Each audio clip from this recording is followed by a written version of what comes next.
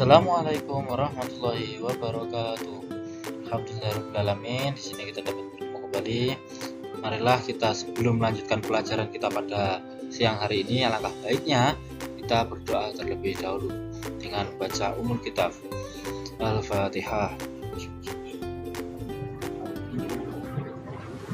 Nah, di sini kita akan bahas dasar pertimbangan pemilihan media. Nah, kenapa sih kita kok memilih media? Apa maksud dari fungsi media, pengertian media itu seperti apa? Nah, kita akan jabarkan berikut ini. Yaitu yang pertama, media. Pengertian tentang media. Nah, di sini ada pengertian media. Pengertian media adalah alat penghantar atau perantara yang berfungsi untuk menyampaikan pesan atau informasi dari suatu sumber kepada penerima pesan. Nah, dalam suatu pembelajaran tentu kita butuh yang namanya informasi dan butuh media untuk sebagai alat penghantar dari seorang guru atau seorang sumber informasi. Di sini kalau dalam pembelajaran tentunya guru, dan kepada penerima pesan di sini yang dimaksud adalah murid. Nah, kenapa kita kok menggunakan media? Nah, media ini hanyalah suatu alat perantara untuk mempermudah kita bagaimana kita menyampaikan suatu informasi kepada penerima pesan, untuk menyampaikan suatu pelajaran kepada murid itu bisa diterima. Nah, biar bisa mudah kita perlu yang namanya media. Jadi media ini adalah suatu alat yang hanya untuk perantara, untuk mempermudah dalam suatu pembelajaran. Makanya kita sangat membutuhkan yang namanya media, apalagi di zaman sekarang ini. Di zaman sekarang yang susah dalam kondisi pandemi seperti ini, kita sangat-sangat memerlukan yang namanya media. Nah, untuk itu kita harus mengerti tentang media itu seperti apa. Nah, selanjutnya yaitu adalah fungsi pembelajaran media. Jadi di sini ada tokoh yaitu Livy dan Lenz itu mengemukakan bahwasanya fungsi media itu dibagi menjadi 4. Yang pertama yaitu fungsi atensi. Apa sih itu fungsi atensi? Di sini akan kami jelaskan.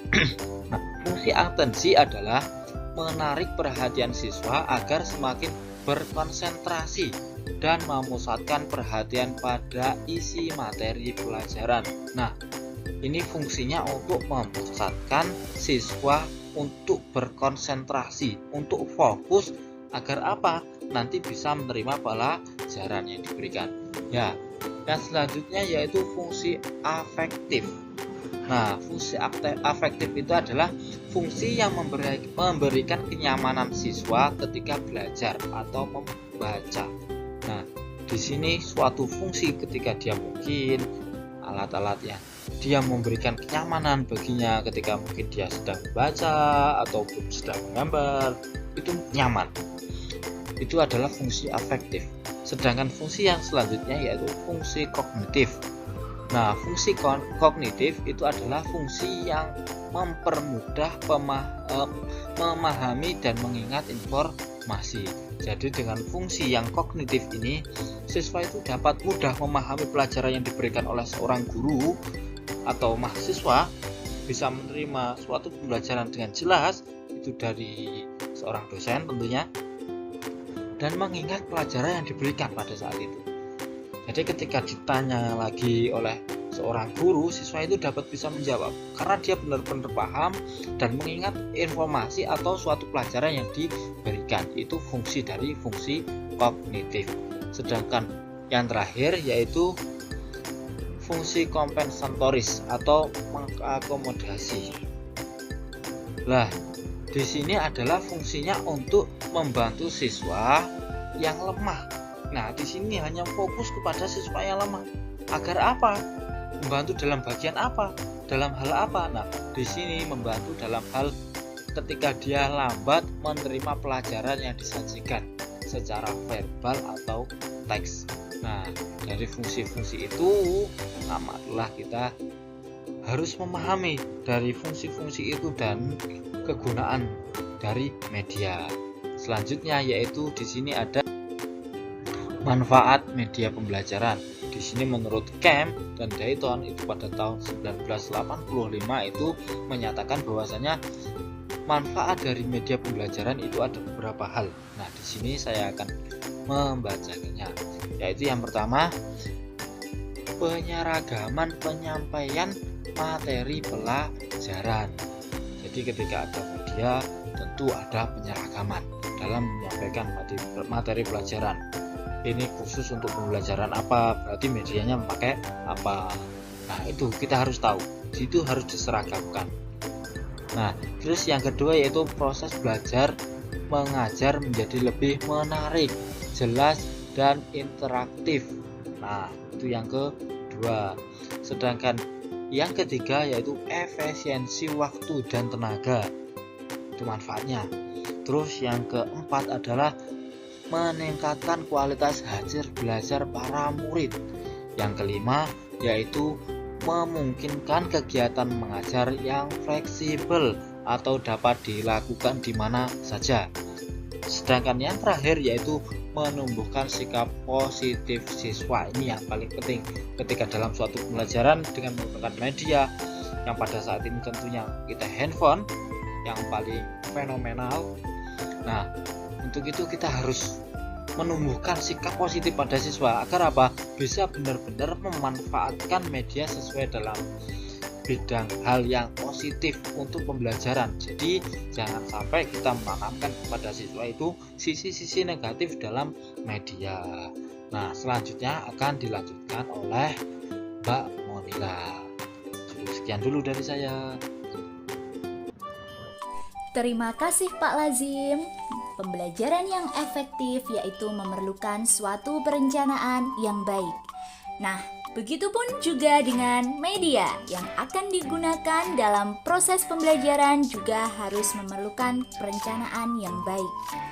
Guru dapat menggunakan berbagai media sesuai dengan kebutuhan dan tujuan pembelajaran, sehingga membuat proses pembelajaran lebih menarik dan juga aktif. Selain itu, juga semakin mendorong upaya-upaya pembaruan dalam pemanfaatan hasil-hasil teknologi dalam proses pembelajaran.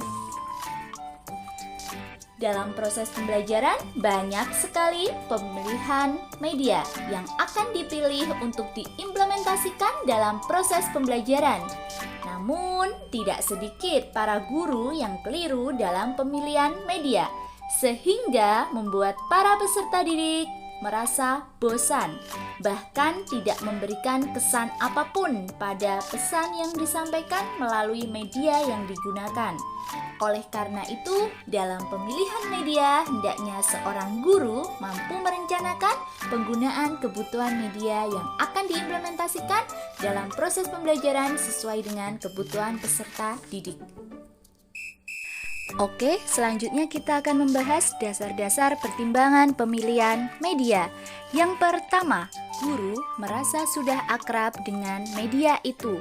Misalnya, seorang guru merasa sudah akrab atau sudah terbiasa menggunakan media papan tulis. 2. Guru merasa bahwa media yang dipilihnya dapat menggambarkan lebih baik dari dirinya sendiri.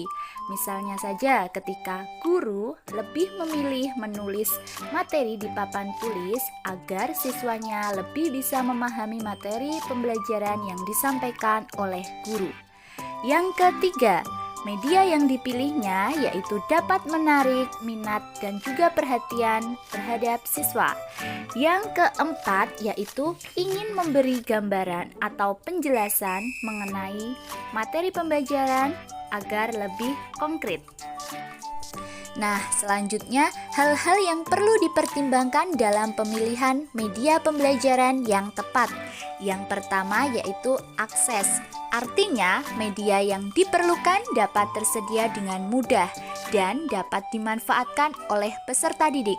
Misalnya saja ketika dalam proses pembelajaran ingin menggunakan media internet, nah kita lihat apakah ada saluran koneksi, apakah ada media-media yang mendukung untuk berjalannya koneksi internet, seperti itu. Yang kedua yaitu cost, artinya media yang akan dipilih atau digunakan pembiayaannya dapat terjangkau. Misalnya biasanya media canggih itu cenderung mahal. Nah, dari mahalnya biaya itu maka harus kita hitung aspek kemanfaatan dari media itu. Nah, yang ketiga, teknologi, artinya media yang akan digunakan apakah teknologinya tersedia dan mudah digunakan. Contohnya ketika ingin menggunakan media audiovisual di dalam kelas, maka kita perlu mempersiapkan banyak hal seperti itu. Nah, yang keempat yaitu interaktif. Artinya, media yang akan dipilih dapat memunculkan komunikasi dua arah atau interaktivitas, sehingga peserta didik dapat terlibat secara aktif, baik fisik, intelektual, dan juga mentalnya. Nah, contohnya ketika proses pembelajaran menggunakan permainan flashcard. Nah, yang kelima yaitu organization, artinya dalam memilih media pembelajaran tersebut secara organisatoris mendapat dukungan dari pimpinan sekolah. Nah, yang terakhir yaitu novelty, artinya media yang dipilih tersebut memiliki nilai kebaruan sehingga memiliki daya tarik bagi peserta didik untuk belajar. Misalnya saja, media yang relatif baru adalah media yang memanfaatkan teknologi informasi dan komunikasi, khususnya pengguna internet di zaman sekarang ini. Oke, poin selanjutnya yakni syarat-syarat pertimbangan pemilihan media pembelajaran yang sesuai dengan proses dan tujuan pembelajaran. Antara lain, yang pertama harus sesuai dengan materi yang akan disampaikan. Jadi, dengan adanya media harus dapat menunjang keaktifan peserta didik dalam memahami isi materi di dalam proses pembelajaran. Yang kedua, bahan kajian harus termasuk dalam konsep media. Yang ketiga, pemberian tugas dan resitasi harus sesuai dengan media yang akan digunakan. Yang keempat, harus disesuaikan dengan kemampuan peserta didik. Yang kelima, pertimbangan jangkauan suara guru dan kemampuan guru harus sinkron. Nah, di dalam pemilihan media ada beberapa kriteria yang perlu diperhatikan dalam melakukan pemilihan media. Yang pertama, yaitu kesesuaian dengan tujuan. Perlu dikaji bahwasanya tujuan pembelajaran yang ingin dicapai dalam suatu kegiatan pembelajaran. Kemudian kita bisa menganalisis media yang digunakan atau yang cocok untuk mencapai tujuan tersebut. Yang kedua, yaitu kesesuaian dengan materi pembelajaran, yaitu bahan atau kajian apa yang diajarkan pada program pembelajaran tersebut, pertimbangan lainnya dari bahan atau pokok bahasan materi tersebut sampai sejauh mana keadaan yang harus dicapai. Nah, dengan demikian kita bisa mempertimbangkan media apa yang cocok dengan materi tersebut. Yang ketiga, yaitu kesesuaian dengan karakteristik pembelajaran. Dalam hal ini, media haruslah familiar dengan karakteristik peserta didik, yaitu dengan mengkaji sifat-sifat atau ciri-ciri media yang akan digunakan. Yang keempat, yaitu kesesuaian dengan gaya belajar peserta didik. Kriteria ini didasarkan atas kondisi psikologis peserta didik. Bahwasanya peserta didik belajar dipengaruhi pula oleh gaya peserta didik. Nah, yang kelima yaitu kesesuaian dengan kondisi lingkungan, fasilitas pendukung, dan juga waktu yang tersedia. Bagaimanapun bagusnya sebuah media apabila tidak didukung oleh fasilitas waktu yang tersedia. Halo teman-teman, terima kasih sudah menyaksikan materi yang telah kami sampaikan tadi. Semoga dapat bermanfaat untuk kita semua. Jangan lupa untuk like, comment, and subscribe. Oke, terima kasih.